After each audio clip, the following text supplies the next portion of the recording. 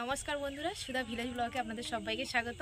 আবার একটা নতুন ব্লগ নিয়ে চলে এলাম। আপনারা আমার সঙ্গে থাকুন আর শুরু থেকে শেষ পর্যন্ত ব্লগটা দেখতে থাকুন। আশা করি আজকের ব্লগটা ভালো লাগবে। আর বন্ধুরা, আপনারা কেমন আছেন? আমি ভালো আছি। আর এমনিতেই দুদিন আপনাদের সাথে কথা বলতে পারিনি, একটু মনটা খারাপ ছিল। তো আজকের নেটটা চলে এসছে, ভালো আছি। আর আমি মামার বাড়ি যাচ্ছি, মামার বাড়িতে কিছু সবজি নিয়ে আসবো, সেটা আপনাদেরকে আমি দেখাবো ওখানে গিয়ে। আমি মামার বাড়ি চলে এসেছি আর মামি এই যে ফুলকপি তুলে দিচ্ছে। আর ততক্ষণে দেখুন আপনাদের আমি এই ফুলকপিগুলো দেখিয়ে দিচ্ছি। দেখুন এই একটা কত বড় ফুলকপি হয়েছে। মামার বাড়ি থেকে আমি চলে এসেছি আর এই যে দেখুন কতগুলো মামি ফুলকপি দিয়েছে।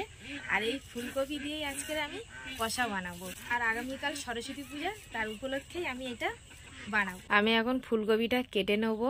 আর এতগুলো কাটবো না, একটাই কাটবো।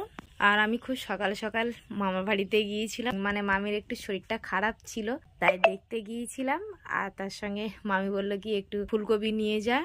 আর ওদের কিন্তু প্রচুর কিন্তু বাগানে সবজি চাষ করে, অনেক রকম সবজি দেয়, তা আমাদেরকে দিয়ে যায়। তাই এবছরে ফুলকপি অনেকটাই দিয়েছিল। ইঁদুরে নাকি প্রচুর খেয়েছে।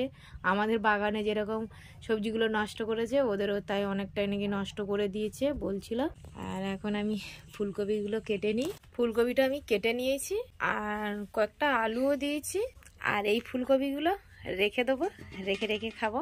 আমি সবজিগুলো কেটে ধুয়ে আর এই যে একদম উনুনের কাছে চলে এসেছি। আর কড়াই বসিয়ে দিয়েছি উনানে, তেলটাও গরম হয়ে গেছে। দুটো তেজপাতা দিয়েছি, একটু গোটা জিরে দিয়েছি, এই যে আদা বাটাটা দিয়ে দেবো। আর এটা সম্পূর্ণ আমি নিরামিষ বানাবো।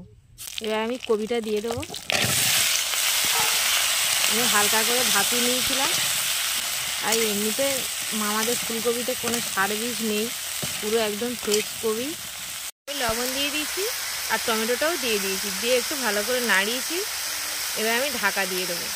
আমি ঢাকা দিয়ে দিয়েছি, আমি ঢাকনা খুলে দিয়েছি। দিয়ে এই যে হলুদ গুঁড়ো দিয়ে দিলাম আর লঙ্কার গুঁড়ো দিয়ে দিয়েছি আর একটু কাশ্মীরি লঙ্কার গুঁড়ো দিয়ে দেবো। দিয়ে এবার ভালো করে আমি কষিয়ে নেবো। এবার আমি একটু চিনি দিয়ে দেবো, একটু চিনি দিয়ে দিলাম আর একটু ঢাকা দেবো। ভালো করে কষানো হয়ে গেছে। এবার আমি জল দিয়ে দেবো, অল্প করে জল দেবো, কারণ আমার সবজিটা একটু সিদ্ধ আছে। দেখুন আমি ঢাকনাটা খুলে দিয়েছি আর অনেকটা ঝোলটাও মরে গেছে। আর এদিকে ধনে, জিরে, মৌরি আর গরম মশলা একসাথে আমি বেটে নিয়েছিলাম, এই মশলাটা এবার দিয়ে দেবো। ফুলকপির কষাটা হয়ে গেছে, এবারে আমি নামিয়ে নেব। সোনাইকে আমি খেতে দিয়েছি, সোনাই খেতে বসেছে।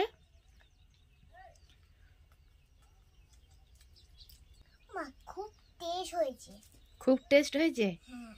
হ্যাঁ বন্ধুরা, খুব ভালো হয়েছে খেতে। সোনাই যখন বলেছে, এটা যেমন লুচি পরোটার সঙ্গে যেমন ফুলকপির কষাটা খেতে ভালো লাগে, তেমন ফ্রাইড রাইসের সাথে আরও খুব ভালো লাগে খেতে।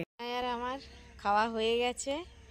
আর এই যে মাঠের দিকে যাব, গিয়ে সেদিকে ছাগল গরু আছে বাঁধা, সেদিকে দেখতে যাব।